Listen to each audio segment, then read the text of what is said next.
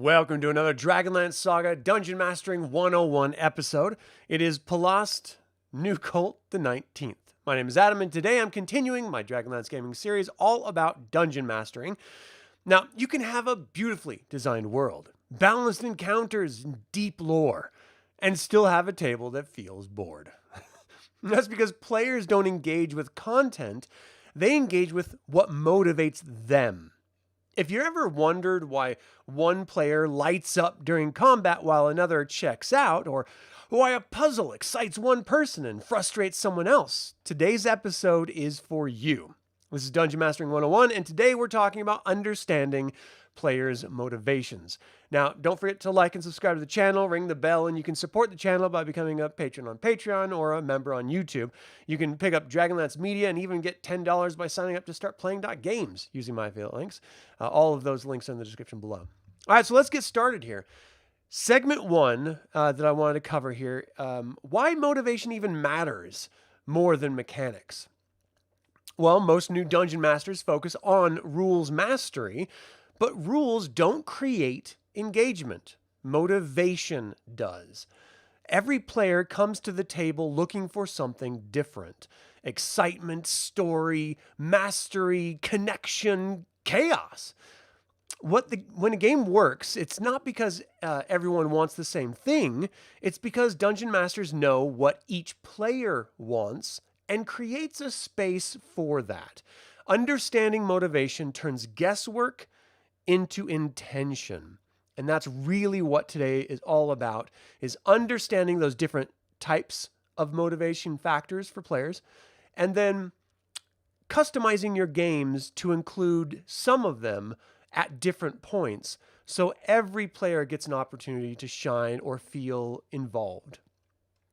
All right, so the Dungeon Mastering 101 model, there's 8 different types here. So let's establish the framework before we get into specific details here. No player fits into only one category, but most players lean strongly toward one or two different categories. So these motivations, they're not labels, they're ostensibly tools the players enjoy.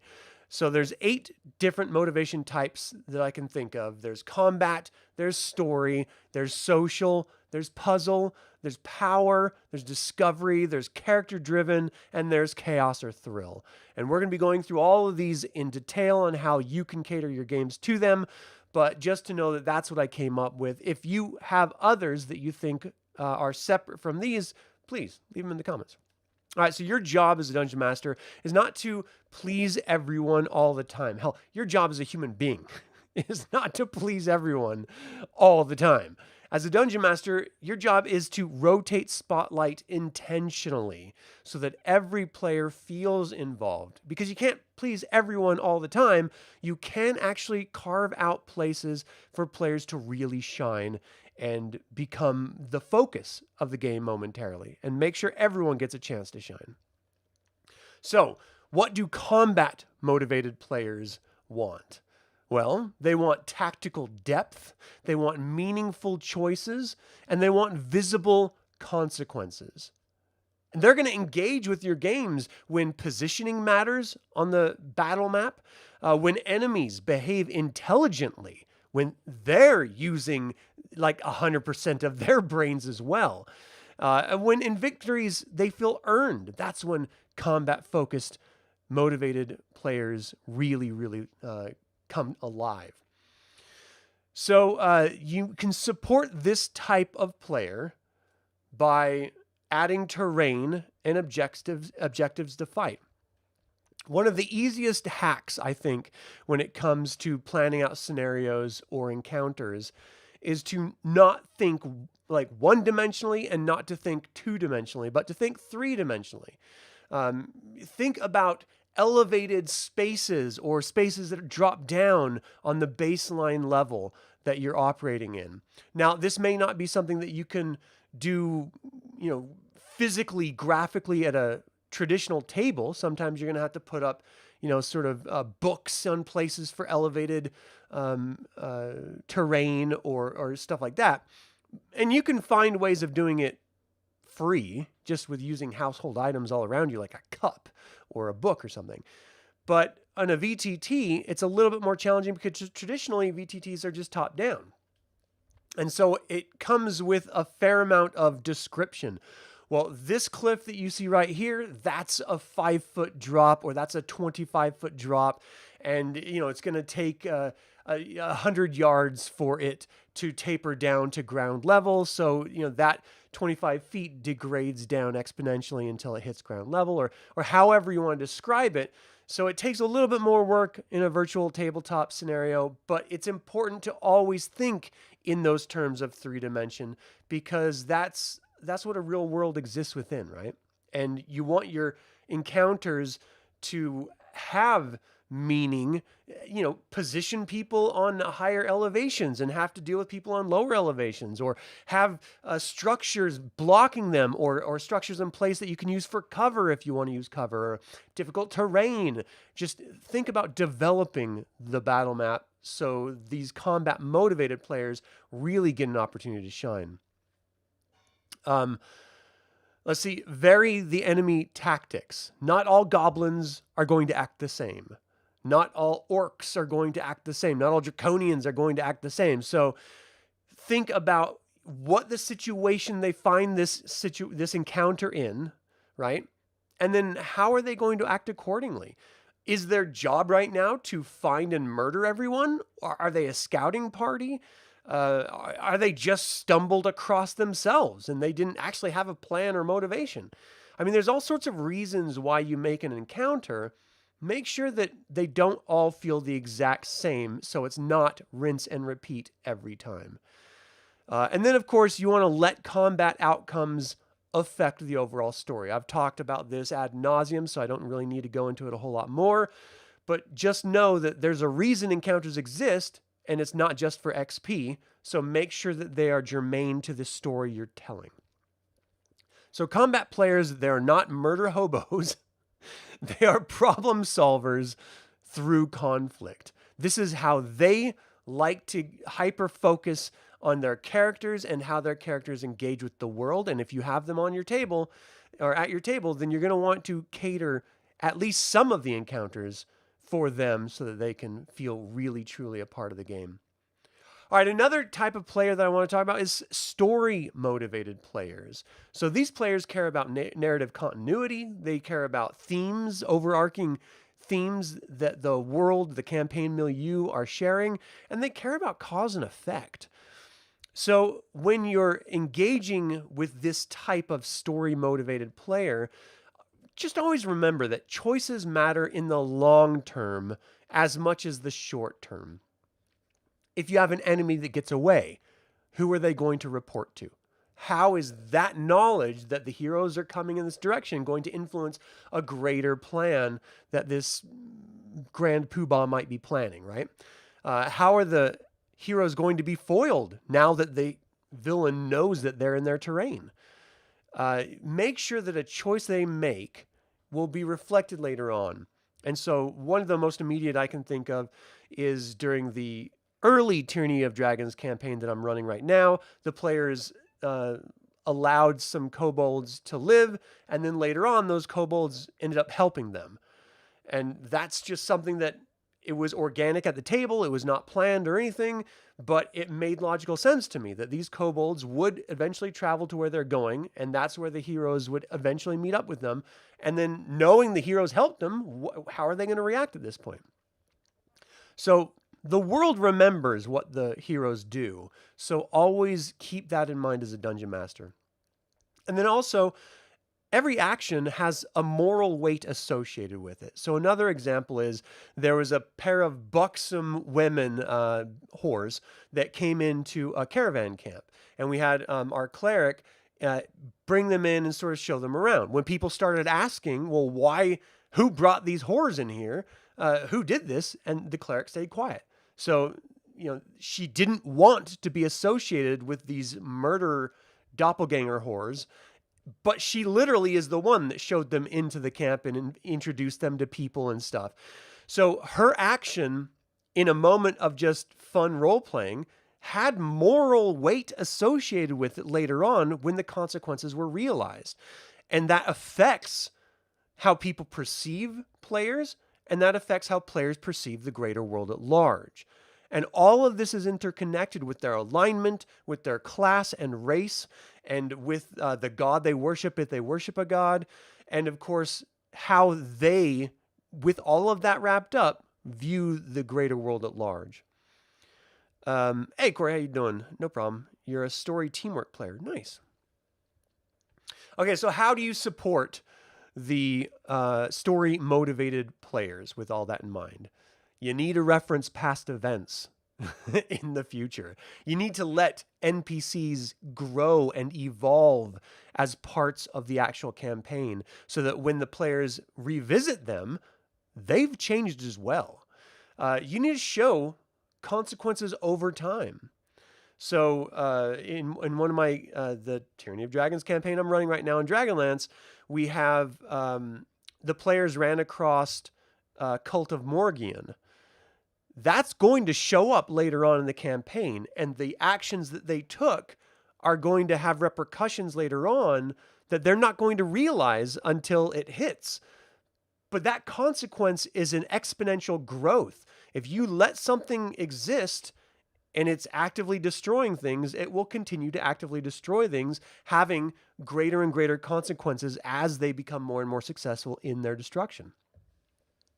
So making sure that little elements like that continue to grow and continue to come up reinforces the idea to the players that their actions do indeed have consequences, and the choices they make will have echoes later on in the campaigns. So these players want to feel like they're inside of a living story, not just a part of a sequence of events, so give it to them. And it's really easy to do, too. It's just taking a note and then referring to that note when you're dealing with your next sessions and the evolution of the story as it continues to build. All right, so another type of player is the social motivated players. So social motivated players thrive on role-playing, they thrive on conversations, and they thrive on influence. Whether they're influencing other people or whether other people are influencing them, they love that play, the back and forth between. And you can really spot these people because they'll often affect voice or mannerisms or some sort of overt swagger or style whenever their character starts communicating. I happen to love this type of a player. I think it's great to have this type of player in the game because it adds to immersion and it eases the potential fear that some players have for role-playing. If you have someone that's in it, it's just like an open door inviting someone else to come in too. And you don't have to be the best role player. You don't have to know a bunch of voices. You don't have to know, you don't have to have taken an acting or improv class, but you can still role play your character and have fun doing it with other people who are role playing theirs. So they really, really engage in the game when you have NPCs that feel real, that invest into the players or bounce off of the players' emotional overt tones, behaviors, etc. Dialogue changes the outcomes of events. If you have a player stepping really hard to a bartender, well, the bartender is probably going to be very standoffish, either fearful for their lives or aggressive toward them. But if you have someone approaching a bartender who is kind and just, defers to them in their place of authority, well, they're going to be much more willing to, serve the person or help the person or whatever. Of course, all of those other worldly external factors are going to come into place, race, class, etc. Dialogue can change outcomes. Relationships ultimately matter as well. So, you want to make sure that as you're throwing NPCs at the party to engage with, that however they're treated, that's how the relationship's going to develop. An NPC can grow into a villain if the players treat them poorly. An NPC can turn into a benefactor for the players if they're treated well. And it is entirely up to the players. And they may not be thinking in these terms, But it's your job to be thinking in these terms as a dungeon master. So make sure that if the players are going in and being asses to everyone, well, the world is going to treat them like asses. That's just how it needs to work. And then when the player's like, why is everyone mean to us? Throw it right back in their face. Why are you mean to everyone? Like, people are not just stools to be stepped on. You know, I mean, everyone has feelings of importance and desires that they want to see happen. And if you're engaging everyone like an asshole, well, then everyone's going to seem like an asshole to you. Now, there's also flip sides to that where people can just be too nice to everyone else and they get taken advantage of and stuff. So make sure you're being a fair DM. Ultimately, you can support this type of a player by giving NPCs goals and not scripts. So they don't have canned responses. They react to the way the players are acting to them. You can allow them talking to replace fighting. You know, not every encounter is combat. And then, of course, let the reputation shape the world. So if the players are deferring to NPCs, have other NPCs reacting to them appropriately. If the players are building reputations and those reputations precede them, have NPCs react to those reputations. It makes focus. I mean, it makes perfect sense to do so.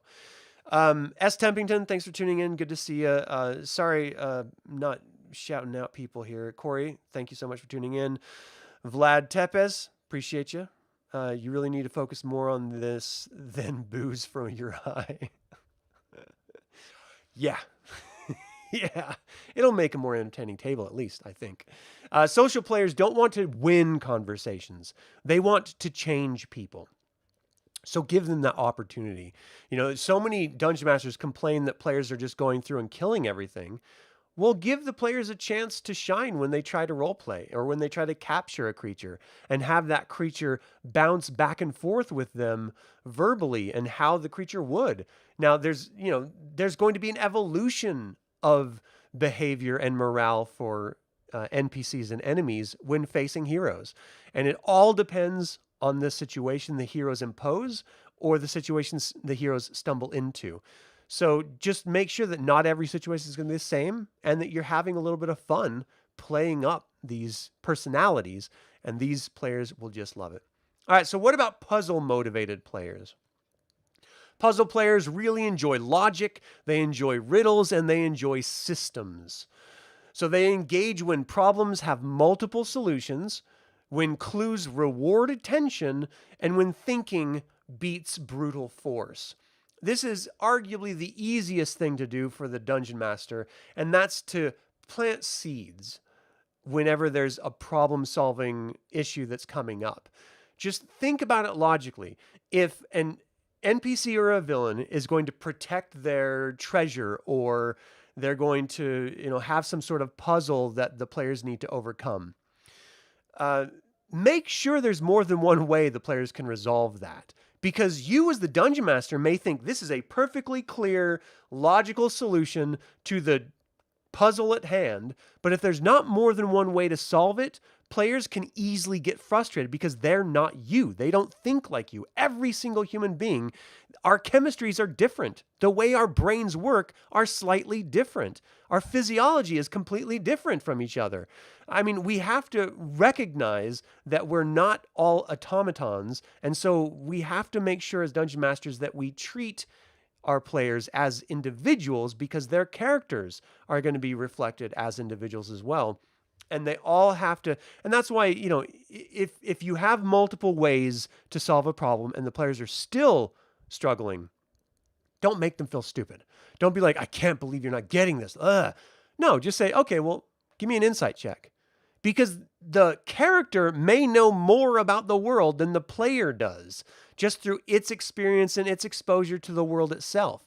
And so, of course, players are not always going to understand every riddle or puzzle. So help them along the way. And they're going to feel really good when they're like, oh, that was a clue back there. I think this is going to lead something. And then it actually does. They're going to feel great because they saw it and no one else did. So make sure you're throwing in little hints like that for them. So you can support this type of a player by presenting mysteries and not just locks, offering layered clues to these mysteries, and allowing creative solutions rather than canned combat. So an important note, never lock progress behind a single puzzle solution. This frustration will kill any momentum you have at your table. So that's what I'm talking about, of having multiple ways to overcome a puzzle. All right, so the next type of player I want to talk about is the power-motivated player. Now, power players, they want character growth, they want mastery, and they want competence. And they're going to really engage when their abilities actually matter to the game, when progression feels meaningful, and when success is visible, when it's tangible. So 5th edition does a lot for this because it gives you these sort of milestone bonuses and benefits and advancements per class on a regular basis. But you don't have to just rely on that nonsense. And if you don't play 5th edition, you can still do this regardless of a level. And think in terms of world faction and influence. And of course, you could always just fall back on treasure as well if you don't want to lead with levels, you know? There's a lot of ways of allowing players to feel like their characters are becoming more powerful other than just levels. You know, I mean, just the way that you walk into a bar and your reputation precedes it. People are going to respond. They're like, oh my gosh, that's him. Shh, quiet, quiet. Or have someone run up. Hi, I heard about your latest exploit. That was so amazing. That's incredible that you took care of that. What was it like? You know, have NPCs fanboy out to heroes from time to time. Because look, the bigger they get in the story world that you're running, the campaign, the more other people are going to hear about them. And there's going to be people that look up to them as much as there's people that look down on them. So it makes it, first of all, it takes little to no effort to have a kid run up and gawk at a hero and ask a bunch of silly kid questions. But doing that makes the hero feel really cool. You know, the player feel awesome and powerful.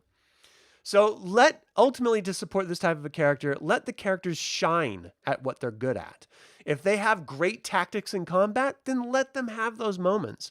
Use enemies that highlight those strengths. Remember, as a dungeon master, when you're devising encounters and you're pitting creatures against the players, your job is not to kill them.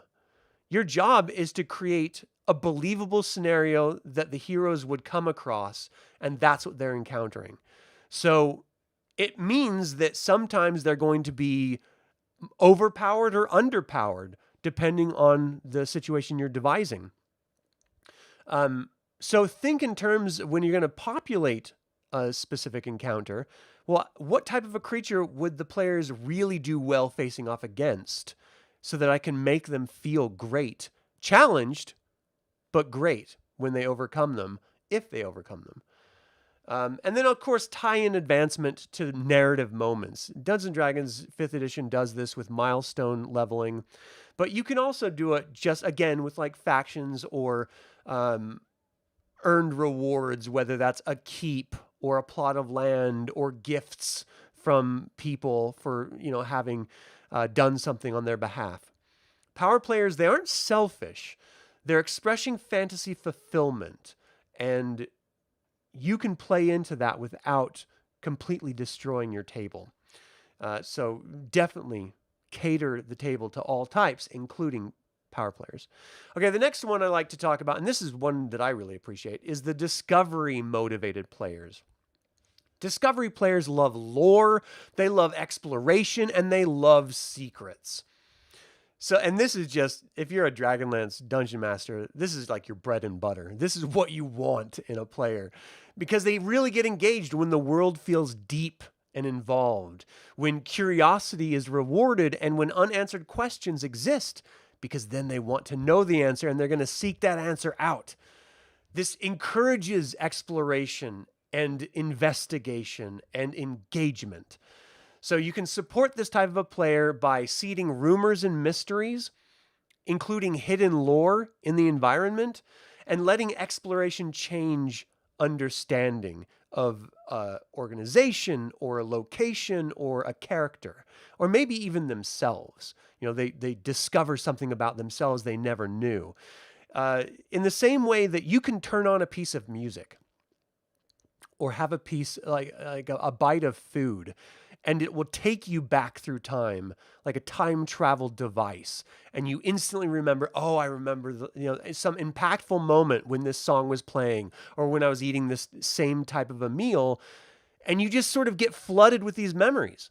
Well, as a dungeon master, you can do the same thing with the players. If they come across ancient ruins, perhaps they see a sigil that floods them back to an era in their youth that they didn't fully contextualize or understand. And maybe that's how a matriarch in the family ended up getting wounded or spiraling out on their adventure, which then forced you to go searching for them. And it instantly captures them and unravels moments in their life that maybe they just did not understand before. And that's why I think you should never fully flesh out a background. Just have a skeleton sort of structure in place for a background so that you can do this stuff as a dungeon master on the fly and help truly develop out characters this way with the players. So then ultimately, discovery players, they make the world feel bigger just because of the way they engage with the world. All right, so another type of character I really like to talk about is the character-driven players.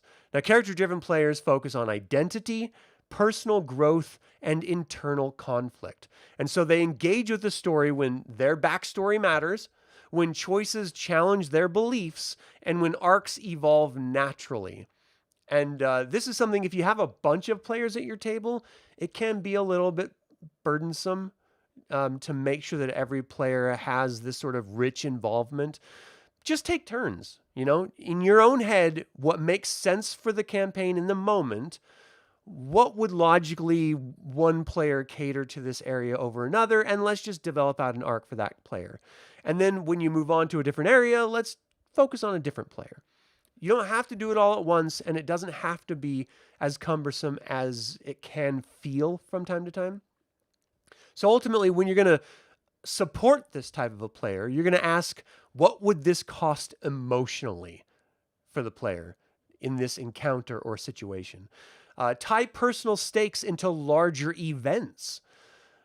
So, you're looking to get revenge on this one person, but this one person is working for this larger, grander organization that you're uncovering as you're hunting for them. And you're realizing the machinations of this greater organization are infinitely more troublesome to the greater world at large than this one person. And so maybe you have to refocus the direction that you're going in order to help other people rather than just cater to your own sense of justice.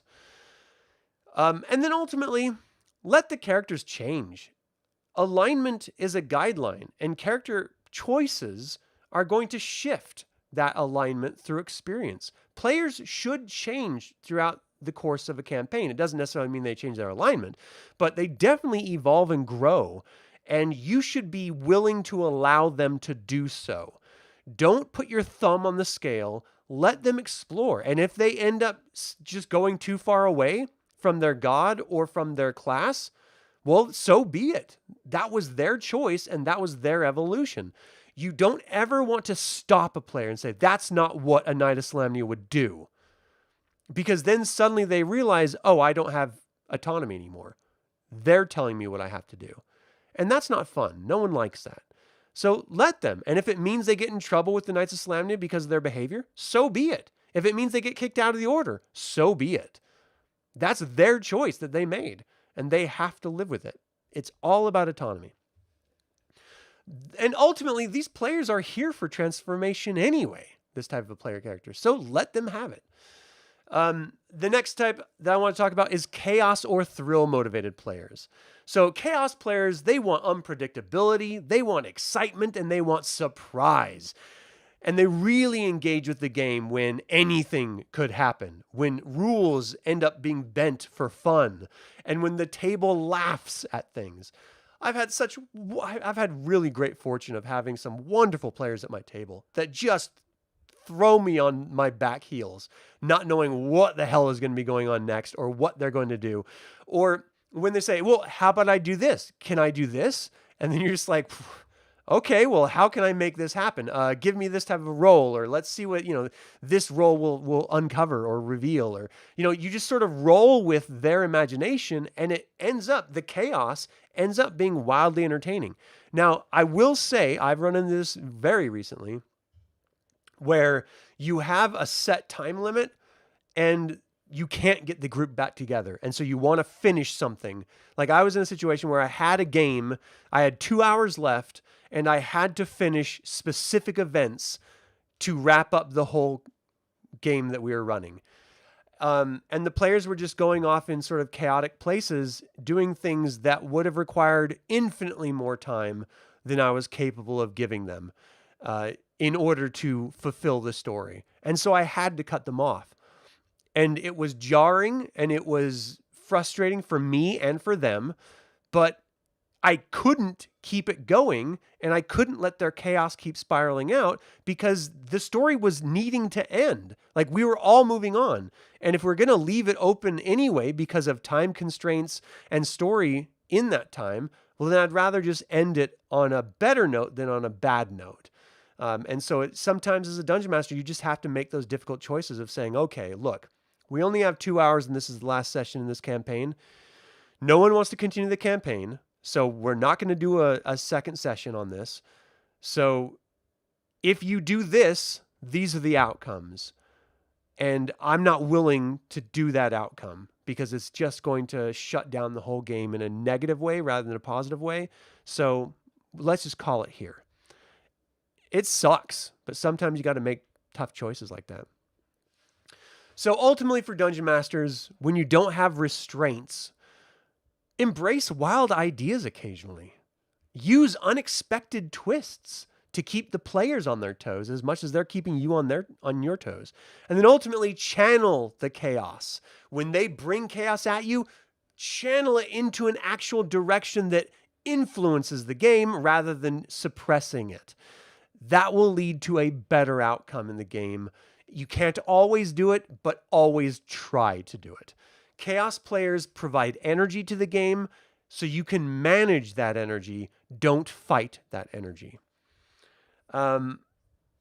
Ultimately, you want to use motivations to tune your game. The players are all coming here for a number of different reasons. They're all instruments in this orchestra of the game, so let them guide, and you just help steer. Here's practical application. For campaigns, identify each player's top 2 motivations. Make sure each appears regularly. And then avoid letting one player's motivation dominate constantly.